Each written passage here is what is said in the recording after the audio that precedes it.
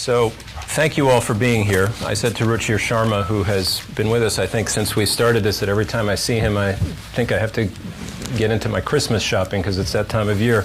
But I thought... It's a little late, Tom. Time is ticking. Do you want to make a How prediction? many days? You want to make a prediction about my ability to hit the date? I thought we should start, and I really mean that we shouldn't spend all evening talking about Donald Trump, but in the interests of just being on the news a little bit, you can't really avoid it. And when you look at Asia, you can't really avoid China either. So if we want to start, I thought we should start perhaps with the Trump factor and China in particular. And there's a lot of places even to take that conversation, but I thought just by way of review, we'd have I just quote a little bit from what happened over the weekend. I mean, it's 10 days now, or thereabouts, since he took that call from the Taiwanese leader, first one in nearly 4 decades. And then the day before yesterday, as this conversation has continued through really the whole one China proposition, which has been a bedrock of our relationship, into some question, and the operative quote there was, "I don't know why we have to be bound by a one China policy unless we make a deal with China having to do with other things, including trade, North Korea," and he went on. Now, I'll pick on you first, Evan.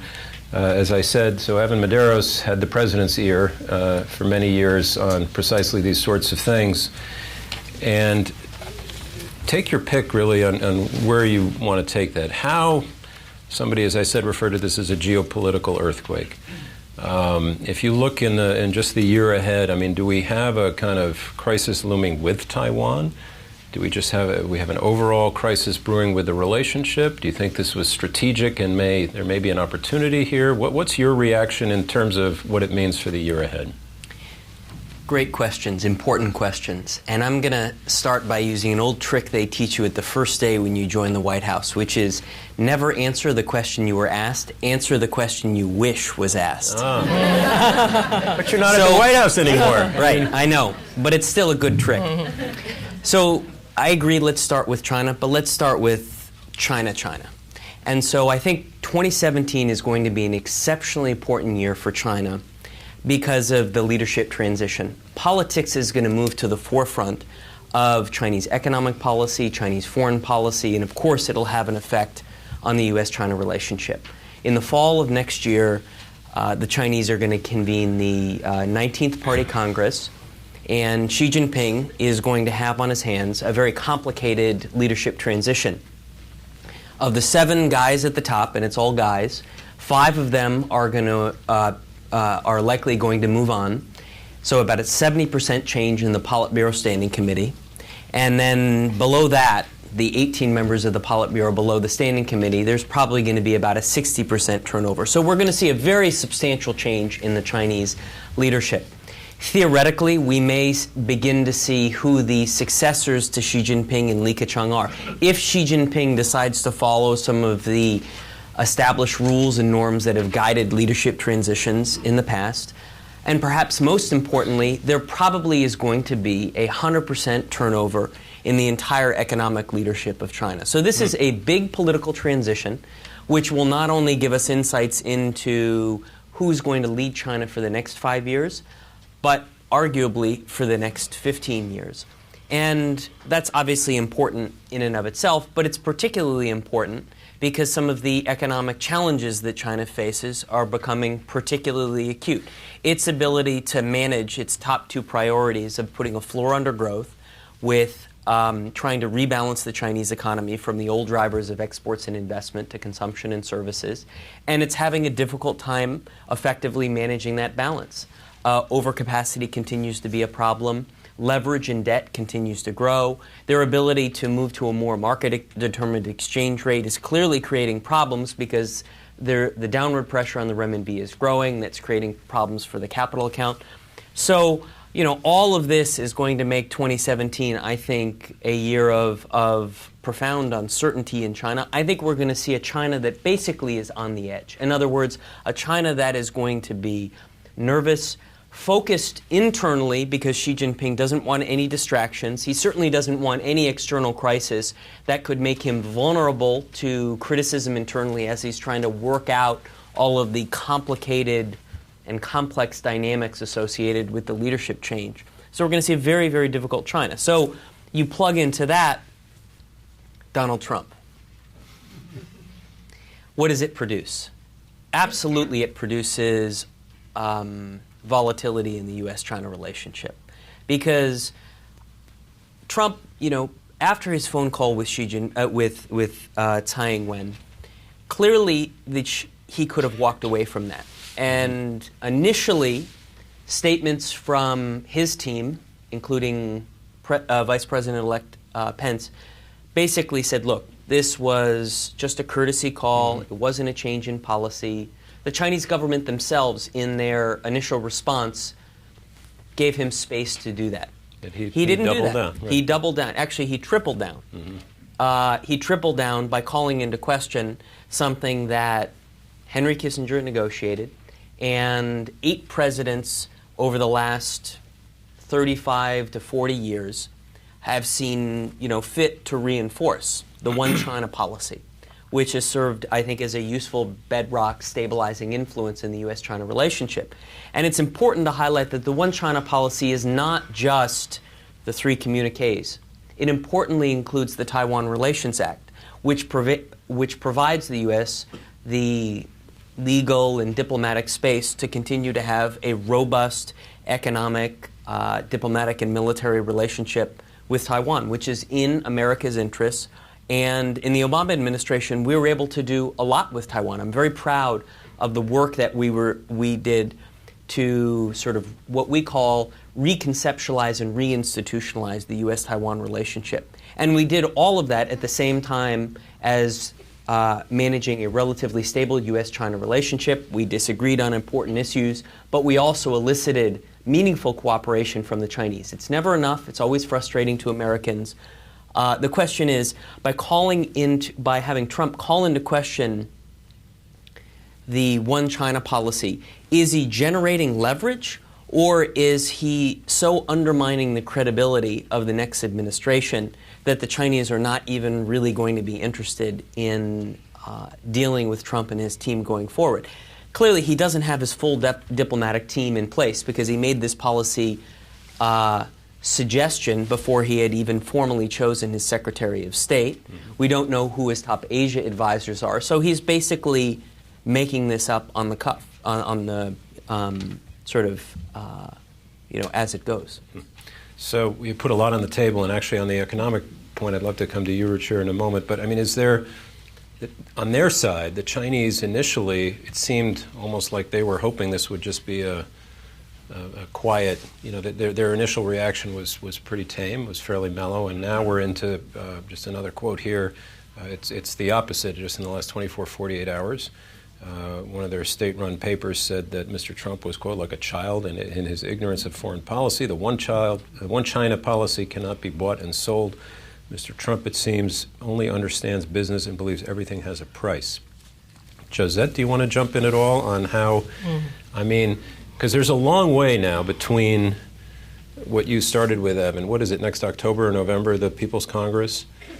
I mean, do you think this is, how damaging is this going to be? Can we skate on until all this, in China shakeup comes that Evan is talking about? Well, I don't think there's any skating because volatility, uncertainty, and even what appears to be randomness, because we don't understand quite what's driving the reactions and the statements both on the U.S. side and on China's side right now, and we'll get a little bit more into that on the unpredictability. It's unprecedented that companies are facing and trying to make decisions on any future investments and how they position. Nick Platt likes to say that there's a great ballast in the ship of all these rocky seas, and that's reality. And the reality is the U.S. market and China's market are deeply integrated. And when all of these interests that are affected by this come to the fore, I don't think Trump's going to be able to ignore China. I don't think China's going to be able to write off or ignore the U.S. They have to come to some accommodation. I think we're seeing some big structural shifts that will be very significant. So after this first 70 years of globalization and the last 10 years on the emergence of the BRICS, I don't think China is a BRIC anymore. I think we're going to lose the C in that deal because it's 30% of the global economy. And if you take Taiwan and Korea together, it's over 60% of the global economy. And so we're seeing a region of the world that you have to have an integrated approach to. You can't just isolate China out. There's such an integration between Taiwan, Korea, and China, and the U.S. interests there are deeply embedded. So I think we'll see a period of redefining the relationship, but in the end, they're going to have to come to an accommodation. Interestingly, before this Taiwan phase that happened over the weekend, I was intrigued by how popular Trump was in China. Mm-hmm. He's wildly popular there with all the young people and everyone, and they said, we can understand him, and he talks boldly, and we like this kind of leader. And even officials in China that I spoke to were intrigued, and they saw some convergence of interest. First of all, TPP was one of their biggest strategic goals, was to see that sidelined. It happened. Mm-hmm. So there wasn't a lot of unhappiness over that development, but also this idea of questioning the global order. China's been trying to spark questioning about where globalization is headed and, who wrote the rules and how are they written, and Trump's put that on the table. And so there was some, I would say, almost, intrigue about what this would hold for the future. I think the weekend upped that ante to the time. These are very significant developments, and what exactly whether they were intended to do, any of the things you were talking about, or, simply, just Trump insisting on being able to write his own pathway in relations with these countries and not understanding yet how deeply ingrained these are, I don't know. But I would say, my biggest prediction on this front is we're going to see a pivot away from the pivot to Asia. I think we're going to see a pivot to the Americas. I think we're going to see Trump's going to need foreign policy victory. And the Americas is conflict-free. Our economies are so integrated. The potential for an energy-independent hemisphere is there, and we've pretty much achieved it. The fact that Mexico, Canada, and these economies are so integrated, and what we're seeing in the hemisphere, at least, is the reality come in, and Mexico's trying to be very constructive about what can we do about NAFTA, can we have side deals, how do we keep this steady, and how do we actually, ensure that this goes forward. I think, though, we will see a shift away from that, but China, I think, will remain on the top 3 list of what Trump is going to have to deal with. Okay, a lot more on the table now. So I do want to, just on this whole unpredictability thing, it's interesting. There are people, it may be fewer and fewer now, who sort of thought that this, what Josette was talking about, this jolt of unpredictability might be a good thing vis-a-vis China, and actually at the program I mentioned in Washington this morning, the Korean ambassador of the United States was on the stage with Kevin Rudd, our Policy Institute president, and he said, in this context, quote, shocks to the system can be good. Now, Ruchir, you must have a lot of things on your mind after these first 2 comments, but investors don't like unpredictability. And you, by the way, just for those who were not here or might not remember, Ruchir Sharma sat on the stage a year ago and said a global recession is coming and it's going to start in China. So from an economic, investment, finance perspective, give us some China thoughts, whether they are about what Mr. Right. So I think that as far as, on China, I remain deeply worried about what's happening on the economic front in China.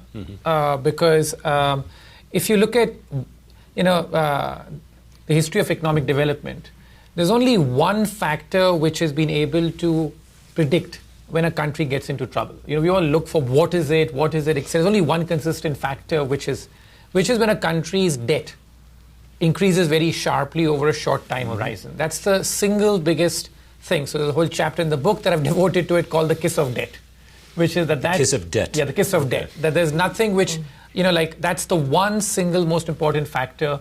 And then you identify as to what is the worrisome level, and and what happens.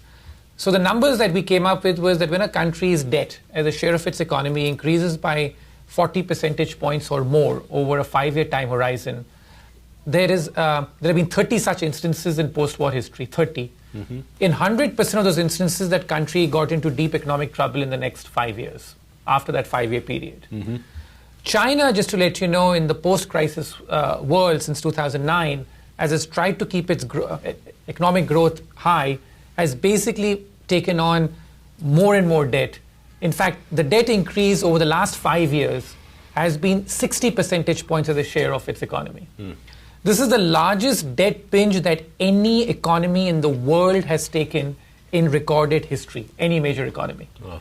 And to put this in context of what happened in the United States, at the peak of the US housing bubble in the United States in 2007, it was taking $3 of debt to create $1 of GDP growth in the United States. Usually the two tend to move together, debt and economic growth, because you need debt to sort of grow, and they move together. In China's case, they were both moving together till 2008 in step. Today in China, it's taking $4 of debt to create $1 of GDP growth in China. Now, a lot of people sort of dismiss this basically argument by saying that the entire debt is held internally and they can keep passing the parcel, and it's a very unique situation where the debtors and the creditors are basically all the same, right? So, they're playing it, maybe. But in the past, we've seen this argument given to me by Japan or other countries and stuff like that. And yet, sooner rather than later, you've paid a price for it. Right. And in China today, what you see when you travel to China, it's like stunning. In terms of they're playing whack-a-mole constantly, because they try and sort of bring down one bubble and something else pops up somewhere else. And they do that and then something else comes somewhere else. So when we were speaking at this time last year, we were sort of seeing the fallout of the massive collapse of the Chinese stock market bubble. After that, they basically said, okay, let's go and do this in housing, do that. So in China now, the house prices of the top cities in China over the last 18 months are up 30 to 50%. Wow. Right? So we're talking about, just imagine in New York, all of a sudden the house prices over the last 18 months are, go up 30 to 50% all of a sudden. So it's that kind of sort of rampant speculation that they're dealing with. Again, the total amount of money circulating in China today is greater than the amount of money circulating in the United States. And it is just sort of itching to leave. So if you look at the capital outflows from China, they're just itching to leave. And they this whole sort of grand ambitious plan we spoke about in China a couple of years ago about the internationalization of the renminbi and the opening up of the capital accounts, it's all gone into reverse now. They're basically just putting up one gate after another to stop this money from flowing out. So my sort of thing is that these linkages are there, and we're very focused on the Taiwan and the other stuff. But the economic linkages are very real, but the balance of power has totally shifted. That if the Federal Reserve increases interest rates in the United States, the single biggest casualty of that this time is going to be China. Right. Because there's so much money just waiting to leave. And we saw a trailer of that earlier this year in January, February. And then the Fed backed off because of the sort of panic it caused in global markets. But as the Fed comes back on stage, and it is, with USC going up, etc., as soon as tomorrow, and then if that sort of keeps going, then we could be sitting here a year from now. And that could be a really serious sort of problem out there in terms of with this capital rushing out of China. Right. And the only way they've been able to keep growth up at their target of 6% is by using this massive debt binge to do that. Right. But if that ability is taken away from China, because all this money is flowing out of China and they no longer can sort of keep putting this money to grow, all of a sudden we're looking at a very different situation in China. So to me, it's that vulnerability and that linkage is something which I think is grossly underestimated. Right. And it happens like that. In 2007, a lot of people thought that the US housing bubble could go on for a while. And, there were also the statistics produced as to why this is perfectly rational and perfectly reasonable. I see a lot of similar logic today thrown about China. Right. And as they say about economic crises and troubles, that it takes much longer to happen than you think. And then when it happens much quicker than you think. So I think that for me remains the central worry as far as China is concerned. And that's why I raised that even last year by seeing these debt numbers, which is the fact that over the past 100 years, now this is the upside and the downside of having of China's role in the global economy.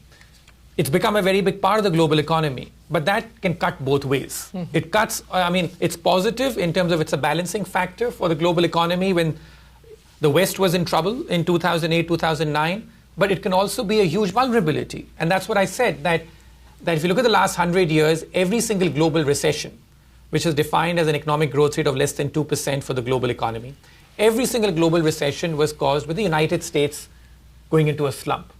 What I was saying was last time, and I still stand by that, is that the next time you have a global recession, and that could happen, it's very hard to predict when, but in the next year or two. It'll start in China. It'll start with China's growth rate slipping possibly to 3 to 4%. And that's a shock, I think, that we all are not fully prepared for. Right. And even here in the United States, I think that no one's done scenario planning. Okay, what if that were to happen? There's so much which is done about the United States, and there's constant sort of stuff about what happens to the US economy. But for me, if that were to happen, I think for a while people got focused on that between last August and February of this year when you had the financial troubles in China. Now we have sort of gone off that because they put up more debt and the economy seemed to stabilize.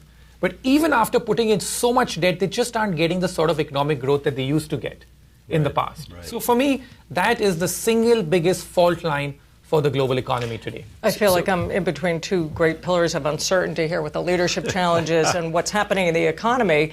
And your analysis is interesting because it would really go against the analysis that China may step up to fill the void in Asia, that it will take an economic leadership role. I know Xi Jinping's speech at APEC wasn't the typical one that he would give, where he'd say, China's focused internally, we're not going to take that leadership role, and was really talking about China emerging as a much bigger player in the global economy as far as policies and leadership, and having more of that swag that we saw after 2008 when China felt that it had something to say about how you run an economy. And I wonder if we predict that China will step into that void, or will try to step into that void, and will try to do something big on an investment framework for Asia or something. I think there's some predictions we might even see an announcement in a few days.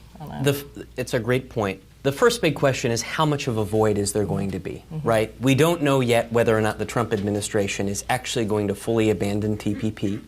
They have been very explicit publicly about the fact that they think TPP multilateral deals don't advantage the U.S. I think it's an incorrect reading of TPP and multilateral deals. But putting that aside, they're much bigger proponents of bilateral trade agreements. So the question is, will they be able to get traction with economies in Asia with which the U.S. doesn't have FTAs? So, Japan, Malaysia, Vietnam come immediately to mind because those are the TPP parties that don't have bilateral trade agreements. So how much of a void will there be?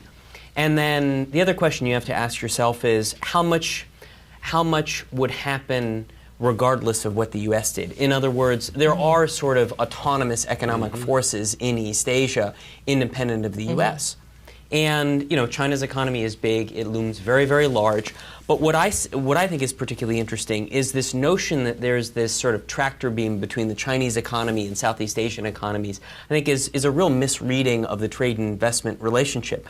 Because as the Chinese economy slows, if you're let's say you're a big resource exporter, so you're Malaysia, Indonesia, or Australia, China is no longer this great source of final demand because the property sector in China isn't nearly as big a source of demand.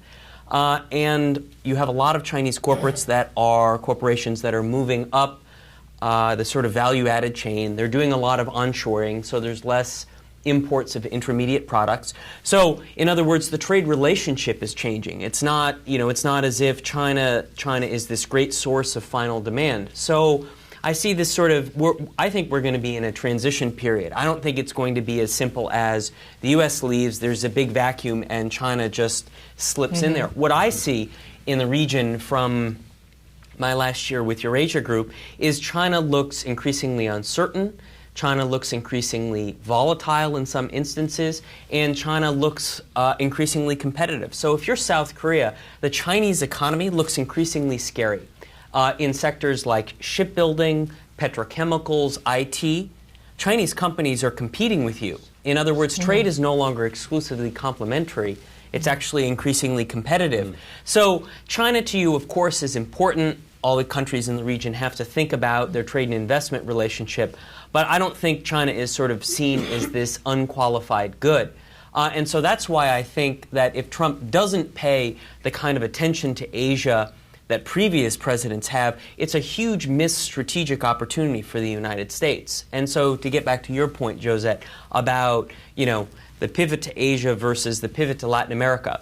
Look, I think that having seen it from the inside, from the White House perspective, America is a big, very, very competent country. It can walk and chew gum at the same time. You can pivot to both, right? It can, absolutely. And when it comes to Asia, to put another issue on the table, I predict we're going to see serious instability in the Korean Peninsula next year. We're already moving that way with a very uncertain political situation in South Korea. Pak is probably going to be, the National Assembly impeached her. I think the Constitutional Court is going to uphold that. We're going to have an election in probably the first quarter, if not early second quarter of next year. We're probably going to get a center-left government. How that government aligns with Trump is going to be complicated. And as somebody that lived through these processes, sort of building up a good track record of alliance management is a complicated piece of business, especially when you have a very center-right American and a very center-left South Korean. And then Kim Jong-un, it's very, very easy to bet on the fact that he's likely to test the next president. And he's making a lot of progress on his nuclear program and his missile program. In 2016 alone, he tested 2 new ballistic missile capabilities, a submarine-launched ballistic missile and the Musudan IRBM. So, North Korea is getting closer to the point at which they would have a long-range missile capability that is nuclear capable. There's no American president that can allow the U.S. to be vulnerable to that type of capability. And you can't pivot away from it, right? You can't.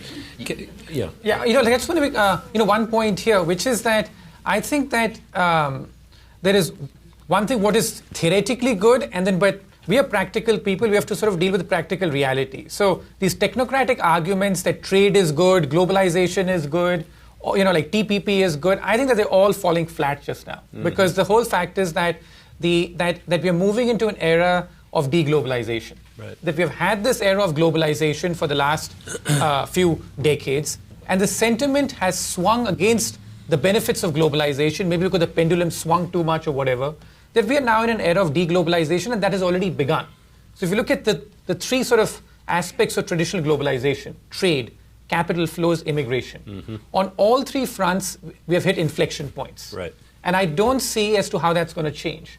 And in America also, if you look at the 4 weeks after the election, just look at the messaging here, which is that it's like, to me, it seems very clear that America, in terms of under this administration, is going to be much more about, will be far more inward-looking compared to other administrations.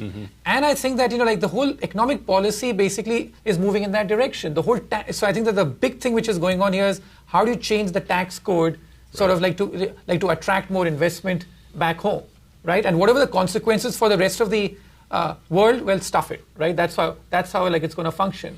So I just feel that, yes, when events happen, if there's some major instability in South Korea, North Korea, or the Chinese economy really craters, etc., then you'll get engagement. But otherwise, the policy seems very clear. Listen, we're going to focus much more on America. We're going to focus on getting more money back home, investment back home. And I don't feel that there's much, I was in Mexico last week, and it was quite telling to see the sentiment when I was on the ground in Mexico. It's basically like a 51st state being kicked out of the union, right? So which is that, listen, that is how you felt when you were out there, talking to people and stuff like that. That this is happening. I don't think there's serious thought going on in terms of here about the fact that, where should we pivot, where we should not pivot, etc. It's very much about how do we get investment back home? How do we get 4% economic growth in terms of out here? How do we sort of, help to try and get wages up or whatever? And the reaction's been this, that all the people who predicted that these policies would lead to doom and gloom and how, like the American stock market would crater, etc. The opposite's happened in the last 4 But the weeks. policies aren't in place But yet. But people are sort of, I'm saying that, it's almost like, this is what happened, that all the people who predicted after Brexit there'd be apocalypse for UK, Yeah. because because it's breaking away from, it's such a major thing, being part of the EU has been so great for UK, etc., and all that. So far they're looking and saying, what the hell? I mean, you told us that, but look at what's happened today. Similarly in America, I want to challenge. Yeah. In that, I don't think globalization is necessarily dead. I mean, this may be what less than 3% growth looks like. And when you have a very slow global economy and it's all about, oh my gosh, there's a limited pie, how do we divide it up? You're getting this kind of reaction where people are insecure that there'll be new opportunities and growth. So it may be, as long as we have this slow growth, we're really going to see nations feeling very competitive, wanting a bigger piece of the pie, and trying to redefine the edges of how much their country has in that pie. But when Mexico or any country asks, how do I get 4% growth, I don't think they're going to exclude the world. I think we are so integrated, and the opportunities are so integrated, and the supply chains are so integrated, that I think you're going to see a rise of nationalism and competitiveness and policies that will try to advantage countries. But I really don't know that we're seeing a total referendum on the connectedness between economies and the opportunities that will flow. But we've seen this before. I mean, we saw this incredible wave of globalization between 1870 and 1914, where trade as a share of GDP rose dramatically, where you had massive flows of immigrants. Right. And then after that, you saw a big sort of reversal. Yeah, because and we had deglobalization. a world war. No, yes, but if I'm we saying that, didn't, but I if you think look at the long history of the world, you could see retractions. Yeah. But So let me- we have a young generation that is so connected and is so globalized that I think we have this period of time with, yes, there were losers in the global economy, and politicians, by and large, throughout the world did not pay attention to these huge shifts at the level they needed to. But I don't know that any country can conclude that they're going to be more competitive by putting up the fences in the end. So let's make a distinction here between the U.S. and Europe on the one hand and Asia on the other. I agree with Ruchir. Clearly what you have is an anti-globalization sentiment in the U.S. and the EU, right? Mm-hmm. Recent political events confirm that. But when I look at Asia, what I see is active, vocal middle classes who've benefited enormously from globalization and want to double down on globalization. They don't want it to pull back. And so what I see is those sort of active middle classes who will probably become two-thirds of the world's middle class will be in the Asia Pacific by 2030. Mm-hmm. And what I see is them electing a whole series of leaders from outside the traditional political establishment. Jokowi in Indonesia, Duterte in the Philippines, Aung San Suu Kyi in Burma. You could even say Tsai Ing-wen in Taiwan. So what I see is populations that are they are asking their government for more in different things. They're asking for more government contributions to the social safety net, transportation, education, healthcare, etc. So they're not pulling back from globalization. Globalization has actually empowered an entire generation in East Asia, and I think they're looking to do more. The challenge East Asia has is that most of the economies in East Asia have been geared for export-driven growth, so manufacturing for export, and they really haven't been able to engage those engines. And so what I worry about is you'll see a gradual decline in growth, but I don't see a pullback from globalization in East Asia at all. I mean, I actually see... How about in the U.S.? And I guess certainly part in of the what I US. think Trump's message won on was, I'm going to win at the game that's in the world right now. America's going to win in a bigger way,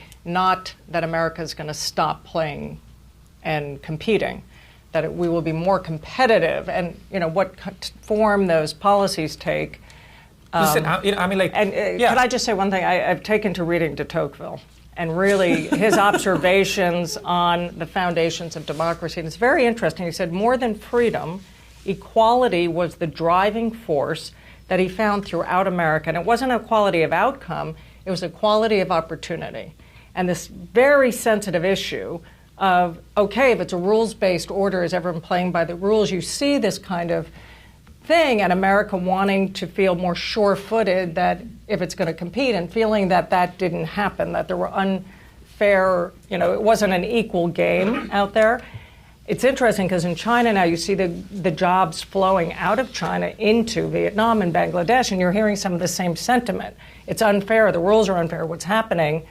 And I think politicians need to deal with their own internal environment to be able to be competitive in a very competitive global business environment. Yeah, I got to just jump in. You can tell this panel is so good it doesn't really need a moderator. Maybe just like a referee, maybe. But I do want to, because there's so much else to cover, and I want to come to your questions shortly. But Evan started on North Korea. I want to come back to that. I do want to share something which just popped into my head when you were talking about all this the U.S.-China relationship. A couple of weeks ago, some of us were at a panel, a conference on the One Belt, One Road initiative, which is this big Chinese infrastructure play. Many of you probably know about it.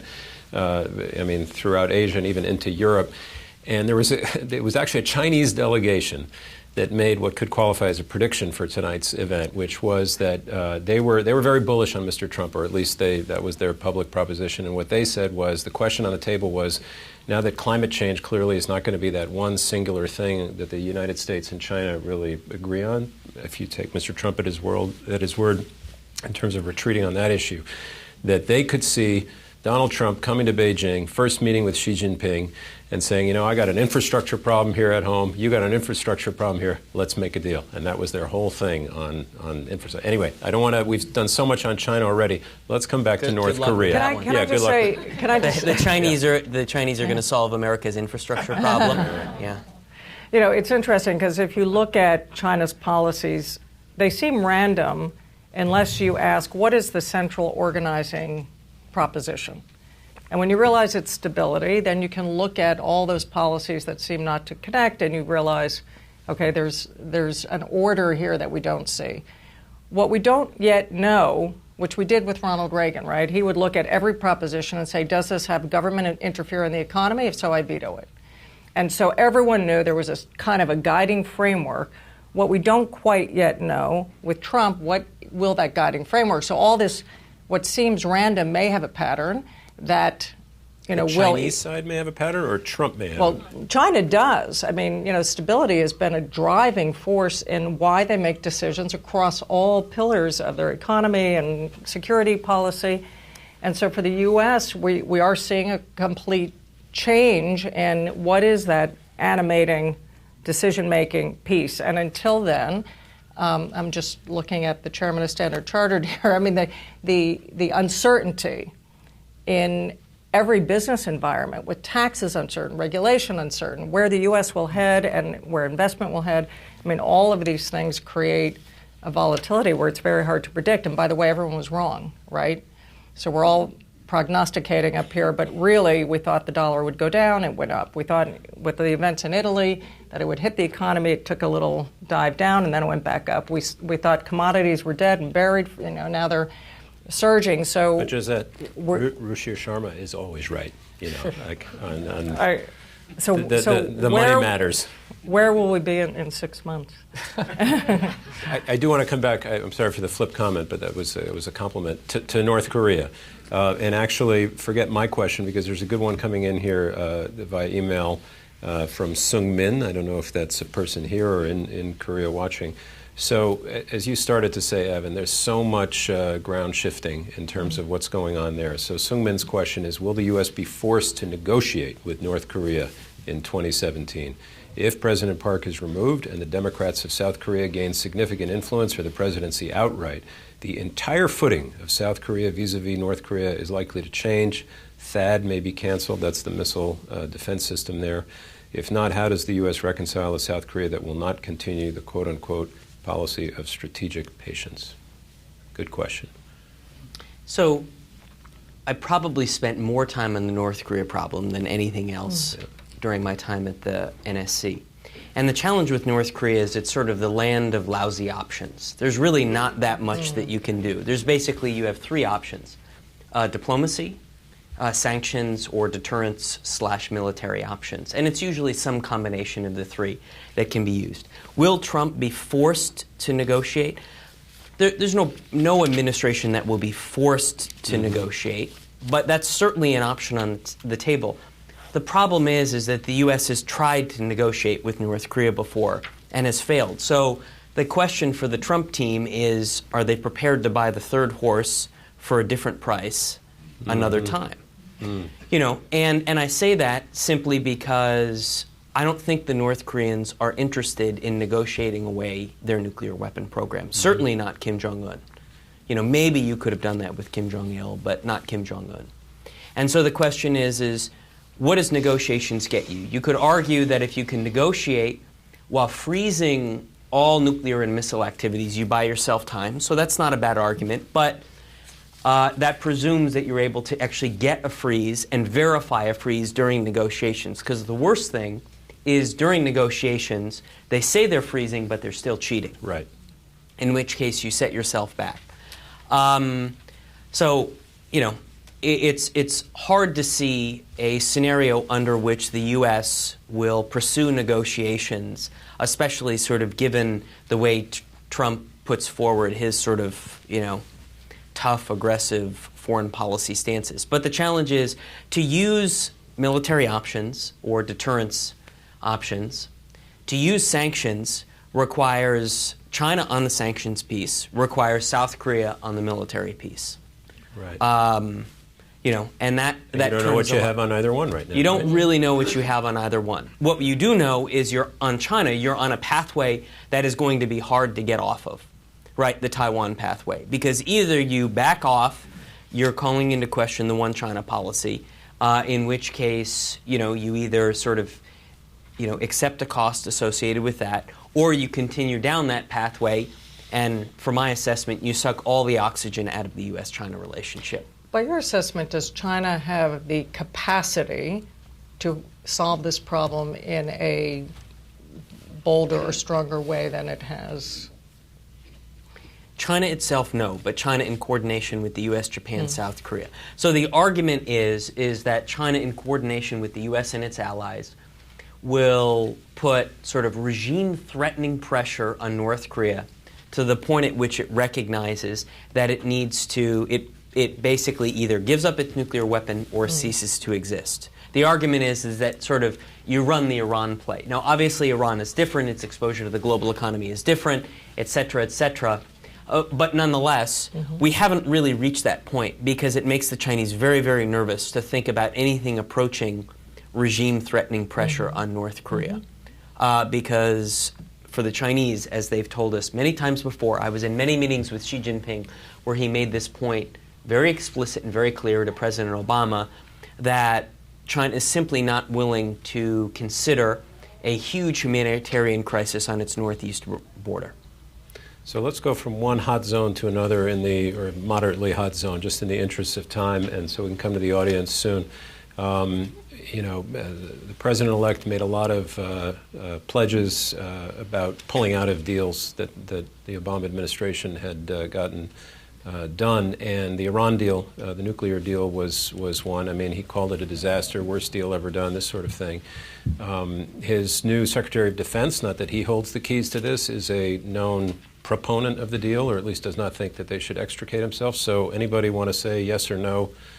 Is Trump going to go ahead and honor that pledge or not? I mean, I think the situation has to be analyzed. It's not a bilateral deal. Right. And that's the biggest complication, is this is a multilateral deal.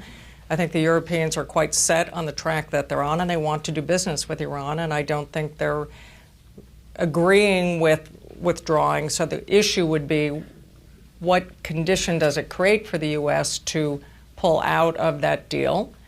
And the U.S. cares about Israel and how that positions it, and would that be more complicated for Israel? And I think there's a lot of questions there about what steps can be taken, what is the toolbox, and there may be other ways that the Trump administration may want to get at the issue of putting pressure there other than this. But I think that analysis has to be done, and this is the great Nick Platt rule of reality, when you sit down and really look at it and what the options are and what the implications are and how much effect the pulling out of the U.S. piece of that would have, I think that's a key question. It's interesting that Boeing actually has already played the card in, because they've gone ahead and done a deal, right? And they're sort of playing a card that it's a jobs thing now to the Trump administration, which is probably true, but wasn't their sort of leading argument before.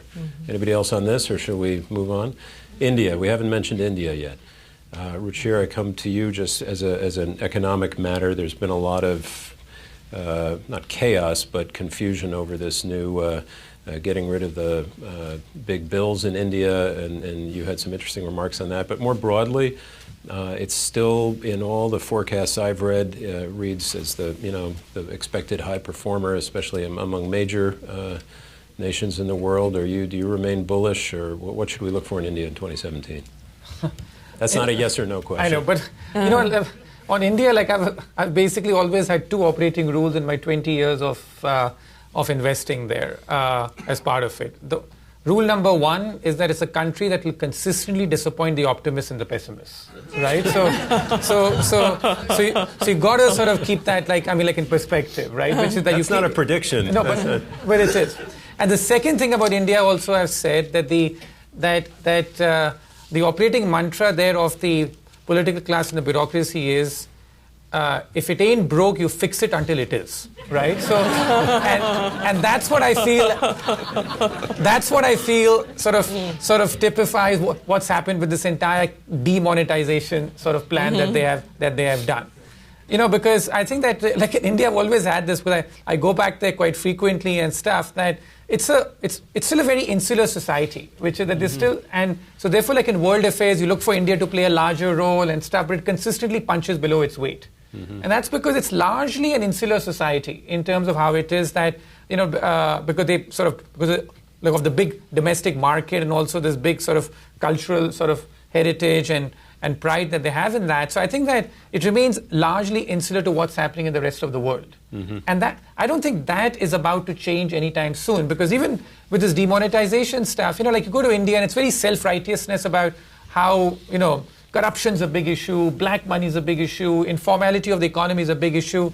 And I sort of tell them there's not a single emerging market I go to or a developing country I go to where it's not a big issue, right? I was like in Mexico last week, as I said. I was in Brazil before that. Everywhere, Russia, Turkey. Tell me which emerging market is not corrupt or corruption is not an issue. Basically, corruption is something which sort of eases or goes away as an economy gets richer. So to try and leapfrog this, that we're going to move to we're going to eradicate corruption in one go, move to a cashless society, etc., is just not borne by international experience in terms of what happened. So therefore, I feel that this step was, a bit of a misguided step in terms of what was taken. But the thing about India is that it'll always remain resilient, which goes back to my first rule. So I think that economic growth is going to be disappointing for the next couple of quarters. Disappoint the optimists, but... Yeah, exactly. Disappoint the optimists, because you thought this is going to be the fastest growing economy. It was on a set course, and something happens to disrupt that consensus.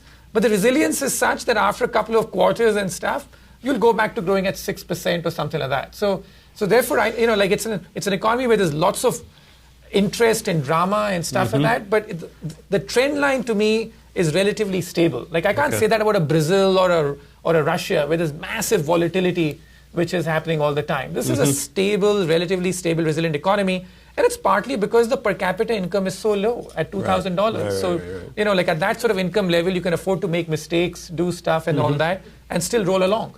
So I think that's what India's path is. I'm going to make a prediction on India. Yes. Which it just occurred to me. I hadn't been thinking about this a long time, but I actually think that Trump and Modi might hit it off. I mean, these are two infrastructure guys, they like physical things, they like building, they like... Putting that down here, Trump, Modi, bromance. Yeah, I know. Okay, yeah, good. Yeah. You got to throw Abe in the mix just for fun. Abe. Okay. I mean, Abe and Modi already have it. Yeah, that's true. Right. This here's could what be we're the gonna emerging do. triangle Maybe here. sprinkle some Putin on top. I think you got to do more than sprinkle. Right. So we'll go to the audience, but just to do this really quickly, throw out my notes here, and this is what in TV they used to call a lightning round, right? So this is just one word, yes or no, on three individuals here. Next president of South Korea, Ban Ki-moon. No. No. No. Yes. Okay. And this is on tape, so this, okay. This is not really, Duterte in the Philippines. He moderates given some international pressure, or he sees the polls and he, moderate, yes or no? His polls, by the way, are 81%. Moderate, yes. No. Maybe he joins the bromance. I mean, I wish I could answer like in one word, but very briefly, like on him. So, You're violating the rule. No, this is lightning round. okay, Yeah. lightning round, because I said like he's already like You're an kind of economic like moderate. this. He's an economic, right? Yeah, so in terms of the fact that's all political theater, but from an economic side, he's like functioning quite okay in terms of, like he's a pragmatist. So it's a very different person that you see politically and the one you see from an economic standpoint. That's a yes. Right? Yeah. Ruchir speaks so quickly that he can get 100 words in there instead of... And then I think in May we have an election in Iran. We don't just have an Iran nuclear deal. Hassan Rouhani, does he get reelected, or do the hardliners persist? No idea. No idea. Predicting Iran elections? Yes. I'm not going to get in that business. Okay, it's my job to go on limbs. He wins. Okay. Fantastic. And then, so if you have a question, please raise your hand. Actually, Ruchir, how about the price of oil? $52 closing today. Where's it going to be in a year? I think roughly similar, because if you look at the long history of the price of oil after big busts, which have taken place, they typically trade in broad ranges. So like I was on record last time as well here, I think so, saying that we are basically going to be stuck in a range of between 30 and 60 for the foreseeable future. Okay. So I think that we get to 60 possibly and then come back down. Got it. We have some more questions in here. Yeah, let's take, Donald, and then you, sir, and then Barbara Lee, and that might take us to the hour. Go. So, If you can say who you are, and we've got to keep them brief if we My can. name's Donald Moore. I'm with law firm Reed Smith. And I think historically, many big countries, when they have major internal problems, they don't turn inward to solve them. They turn outward to sort of avoid them. And so if your prediction about China comes true and you sort of add kind of that their strategy with Hong Kong and Taiwan have largely backfired and that Hong Kongers and Taiwanese don't consider themselves Chinese, would that then naturally follow that there's going to be a real high probability of military conflict over Taiwan, Hong Kong, or otherwise in the South China Seas by China? Yeah, no, I mean, I think that you're probably better equipped to answer that. I mean, I've given you the economic base case, now figure out the political case. So I right? have a different economic base case. I don't think you're going to see sort of major economic volatility in China this year. The Chinese ability to kick the can down the road and to stabilize the situation. I mean, I agree with the structural weaknesses that Ruchir points to. But the Chinese have three priorities in 2017: stability, stability, and stability, because it's a year of political transition. And I think they have the bandwidth to do it. I mean, I remember being in Manhattan last year around this time, and markets were absolutely apoplectic about the renminbi, right? The argument was the whole house of cards is about to fall down. And look what happened. By February, they were able to stabilize expectations. The problems the renminbi is having right now, it's a dollar story, it's not a renminbi story. I think they're going to be fine this year. So will that generate some kind of some kind of lash out with Hong Kong and Taiwan? No, absolutely not. I mean, clearly the CE election in March is going to be problematic. The fact that CY Leung has decided to step down is a good thing. Chief executive in Hong Kong. Right. And the fact that there's some viable candidates stepping to the forefront, or implication that they might step forward, is probably a good thing. With Taiwan, I see the challenges with the cross-strait situation is being generated by the United States. It's not being generated by Tsai Ing-wen and Taiwan. In fact, I think the Taiwan authorities have been quite careful and responsible, even in the face of growing pressure from the mainland. The South China Sea has entered in a period of a sort of soft landing. The problem's not solved, but Beijing has been very effective at working with Duterte to sort of put the issue on the back burner, and it will remain there for next year. So here's probably an unanswerable question then, but I mean, you know, on the one hand, Mr. Trump, if he has a geostrategic outlook on he's talking about retrenchment, and the U.S. shouldn't get involved and shouldn't be involved in, you know. The U.S. is involved. I mean, America, I mean, in East Asia, America has 5 treaty alliances, over 100,000 troops forward deployed. America is deeply engaged. What I meant is, in terms of, I mean, he made this statement a few days ago about, you know, no more, we're not going to overthrow governments. We're not going to get into regime change and things like that. So I'm speaking specifically about the South China Sea. If we have a flare-up, and maybe it's less likely now because Mr. Duterte has bromance of his own with Xi Jinping. But if there is, do we think he's going to be a, big macho, hey, that you're messing in a territory we care about, or it's far away, we want to worry about stuff at home? You're asking me to sort of flip a coin, because until we know his top Asia advisors and really his top economic advisors, very difficult to know. I think the more important thing is that the risk of a flare-up in the South China Sea has receded substantially. I mean, it was sort of my top risk in January of 2016. It's now one of, at the end of the list. I want to predict a different kind of China outreach. I think China's really faced with the dilemma that all countries that globalize and progress economically get faced with, which is the factory floor is leaving China. Mm-hmm. And they need innovation, and they don't have the technology they need. China's investment in the U.S. has increased 100-fold over the past decade. China's investment into the U.S. was bigger than U.S. investment into China starting in 2014 and 15. I think we're going to see a doubling and tripling and quadrupling of China's investment into high tech in the U.S. It's going to create real tension with CFIUS and all of those debates. And I think we're going to see more economic competition than we are a disruption. I really agree with you that next year is not going to be the year of territorial disruptions. I think they'll really seek to play those down.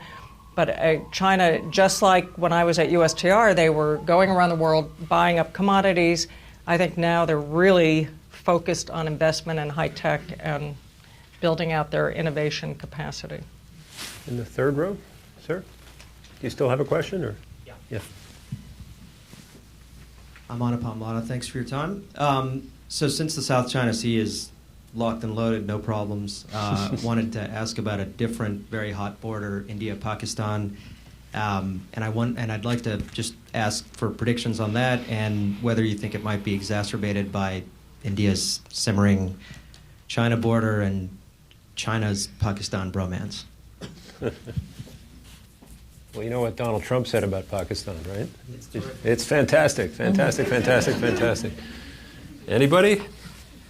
Well, I mean, it's always a perennial risk, right, in terms of what's going on. And I think that in India, there is a rise of nationalism as well in India, which is there. And when you have that kind of rise of nationalism, it's always like a bit of a risk. So I'd say that, that the risk is always there. Has the risk gone up? Yes. Is it still a significant risk? Possibly no. I mean, because, the fact is that they've just learned to live with these risks for so long now. So I'd say that to predict something like that is very difficult. But I think that, again, what is problematic about that is the rise of nationalism in India. I think that is something which is a very real sentiment as far as India is concerned. And the second point, I just want to make, because I'm coming back to something that you spoke about, all these middle classes embracing, globalization everywhere, etc. I just don't find the evidence of that. India, for example, if I were to ask you which is the country in the world which of the last few years has instituted the maximum protectionist measures, non-tariff trade barriers in the world, you wouldn't say it's India, but it is India. So it's like, as I said, that I think that the rise of nationalism is a big deal as far as India is concerned as well. Quickly, Evan, where on your Eurasia or your own risk thing then, your chart or whatever you were just referring to, where are India, Pakistan? I agree with Ruchir. It's sort of always there. It flares up occasionally. It doesn't really have any material effect on the broader region. Modi and the BJP clearly are stoking nationalism. It's a very effective political tool for them. There are a series of big elections next year, Uttar Pradesh being the most obvious one. That will have a pretty significant effect on the next general election in 2019. So if UP doesn't go well for Modi and the BJP, I think he'll sort of tend to lean on some of those nationalist voices. And I agree with Ruchir. Maybe the Indian middle class is not a great proponent of globalization, but I don't see them being terribly anti-globalization. But I was really talking more about sort of traditional East Asia, Northeast Asia, and Southeast Asia. And Southeast Asia in particular. So let me make a prediction. I think we're going to see sort of the rise of Southeast Asia in 2017. I think there's going to be, given the anti-globalization sentiment and the slow growth in North America and in Europe, I mean, look at Southeast Asia. You've got Vietnam, the Philippines, Myanmar. I mean, these are countries that are growing 6, 7, 8%. China's going to, continue to sort of muddle along at around 6%. So I think, nonetheless, you're going to see Southeast Asia. Increasingly, the world's going to see Southeast Asia as an important driver of growth, and I think they're going to lean into the sort of, Pan-Asian market integration initiatives, given the fact that TPP probably is not going to gain much momentum. It's great. People going out on a lot of limbs. Barbara Lee, did you still have a question, or was it? Hang on for the microphone, and then we'll be biased. We'll be biased to the back of the room after that. If no, it was answered. Oh, answered already. The South China Sea. Okay. Unless someone has a second thought. And you have Here in the some front? here on the right. Yeah. Hi, Jennifer Gao. I have a question about ISIS. Would the terrorism, the threat of ISIS, be disruptive enough in 2017 that forces these leaders to actually put aside all their differences and come to play in the sandbox together? Evan, you had a thought Yeah, on this, so didn't you? I'm quite concerned about ISIS's effect on Southeast Asia next year, because I think that given where the U.S. and Russia are probably going to go in ISIS, I think the U.S. and Russia will be more effective at denying physical territory to ISIS, and as a result, they're going to take their activities more international. And in particular, Indonesia, Malaysia, maybe a little bit in the Philippines, it's a little hard to see. And so, when I look at ISIS, when I've talked with government officials, internal security specialists in Singapore and in Indonesia, they've been surprised at how effective ISIS has been at growing its network. Basically, the argument was made to me, in 2 years, ISIS accomplished what it took 10 years for al-Qaeda to do through self-radicalization, the use of social media. So I think we should expect to see more of that. Governments have different levels of capability. I think Malaysia is particularly capable in terms of legal infrastructure and law enforcement capabilities. Indonesia less so. So I think we should expect to see more sort of ISIS-linked, ISIS-inspired violence in Southeast Asia, but nothing that's sort of going to radically change the political order, the economic trajectories of either country. Just direct to China, too, in terms of talk about stability. Right? That's a huge issue in China. In the West. In the West. Yeah. Is that ISIS, though? Is that, Yeah, I mean, the ISIS Radicalization. specific threat to China is, it's something I guess we could talk about more. I mean, the numbers that I used to read when I was in government of sort of the Muslim Uyghurs from Xinjiang playing around with ISIS were not big numbers, not even in the thousands. Clearly the Chinese government perceives a threat from the Uyghur Muslims, but whether or not that is Muslims that are sort of disenfranchised because of government repression versus radicalized by ISIS, I think are two very different things. Well, we get a microphone to that gentleman real fast. Yes or no? Richie via email. Mark Zuckerberg. But just a second, sir. So I'm just doing one email question quickly. Will Mark Zuckerberg finally get his wish? Will he finally get Facebook into China? No. No. I thought you were going to ask, would his Mandarin get double better this year? Yeah. No. That's a unanimous no. Yes, sir. Hi, my name is Chuck Taylor. I'm curious about what your forecasts might be for stock markets and whether they will be up or down 12 months from now. Yes. I was just looking today. Yes, they will be up or down. People were saying, just a couple of weeks ago, people were saying, will it hit 20K, the Dow anyway, in 2017? And it's practically there already, isn't it? Yeah. So, it's to say that. I was thinking of the Asian market. Right. Sorry, didn't specify. Yeah, no, I just feel that, we're in a sort of low return environment everywhere because things are expensive, including in the US, and China has its own sort of troubles. So I think that, you could easily have a phase where markets sort of do well to start next year, but could the end the year down. So I would say that, we're basically on that sort of trajectory, which is that currently the momentum is very strong, so the next few months could be good. But we could end down. One sort of parallel I always use is the 1980 election when Reagan first came to power. The first month, there was a lot of euphoria. Things went up 10%.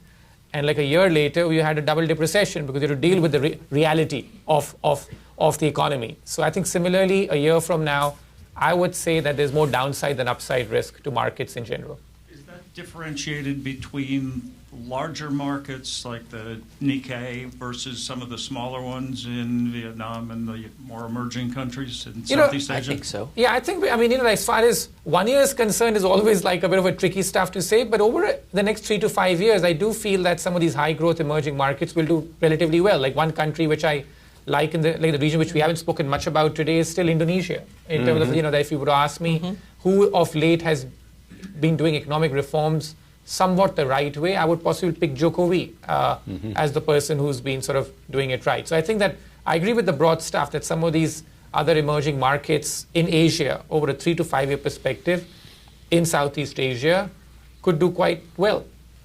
Just to build on that, I think there are two really interesting stories in capital markets in Southeast Asia in particular. The consumption story. So anybody that's heavily invested in businesses associated with this robust and growing middle class, which applies to China and India as well. And second is the infrastructure story. So one of the challenges, as I mentioned, that these Southeast Asian countries are struggling with is there's simply too little aggregate external demand to for them to use trade as a major driver of growth. And so they've been replacing it with domestic demand. And as a result, there's a lot more emphasis on infrastructure builds. You see that in Indonesia, you see that in the Philippines, and depending on which economy you're talking about, some have more or less fiscal space. But nonetheless, I think you're going to see a much greater emphasis. And China has a big play here, because while trade relationships between China and Southeast Asia are changing, as I suggested, the Chinese do have a lot of money. I think Josette was absolutely right. The Chinese overseas direct investment is going to become a new, very effective tool for them, not only to grow their political influence, but to sort of dock in with and connect with a very prominent feature of domestic economic strategies of many EMs in East Asia. We probably have time for one more, maybe two if they're fast. Any other questions? Monik, yep. 3 in from the... Any folks in the very back, just shoot your hand up. Manik Mehta, syndicated journalist. We haven't spoken about this oil executive who's going to become the U.S. Secretary of State. What do you think about him and his attitude to Asia? We know about his attitude to Russia. Thank you. So that's Rex Tillerson on Asia. Still learning myself. Right. We did, by the way, dig out, I think we're all shrugging our shoulders. I don't know if you remember, Josette, but three and a half years ago, we had him for an event in Washington, and we dug out the tape today. And interesting, just in terms of anything that would be relevant right now, most relevant was a very, perhaps not surprising as CEO of Exxon, but a very full-throated defense of free trade. Global free trade. TPP wasn't really around then, but but nothing else very revelatory. Anybody else in the room? Well, I'm going to take prerogative then and just ask a question which is not really on Asia, but I really want to ask you, Evan Medeiros, a question, because there's so much stuff the other day. Well, you have, you've spent time with the president, a lot of time with the president.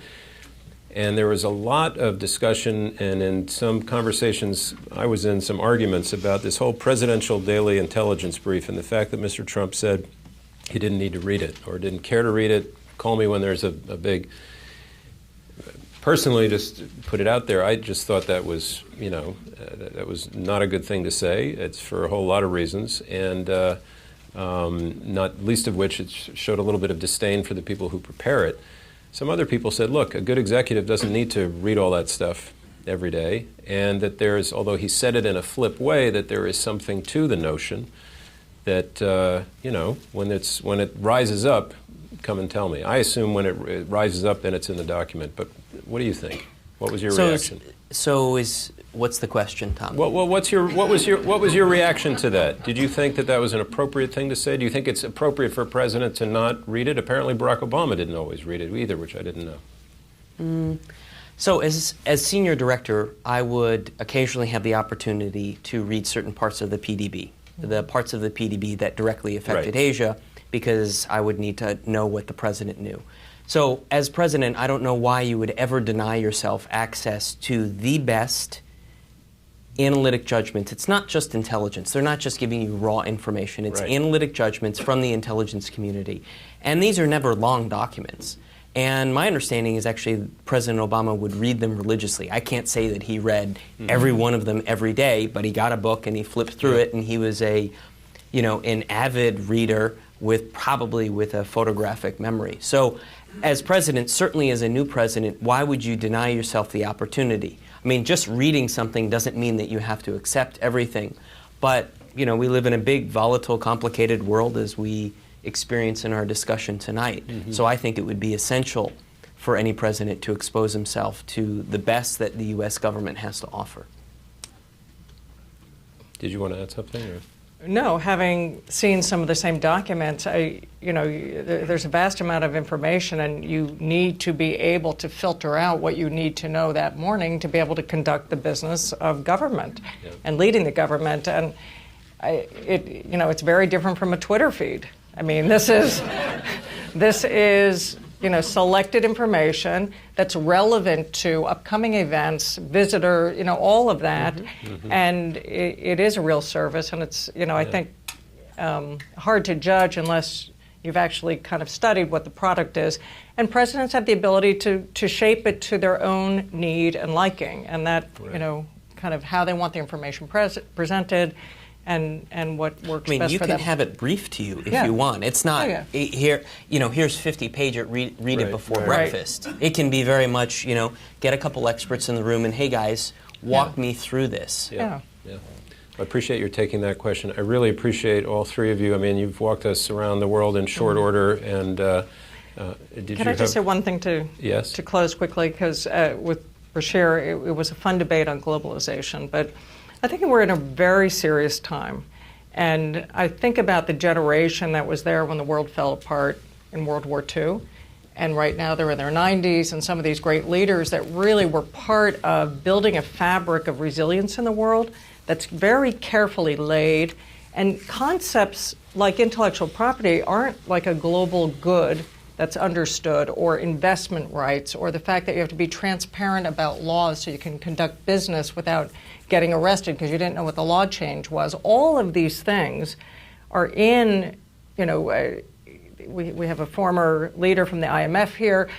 In all of these institutions, they were created with a purpose to be able to have a fabric that would prevent the world from falling into the abyss that it fell in, not just during World War I and II, but for 300 years in Europe.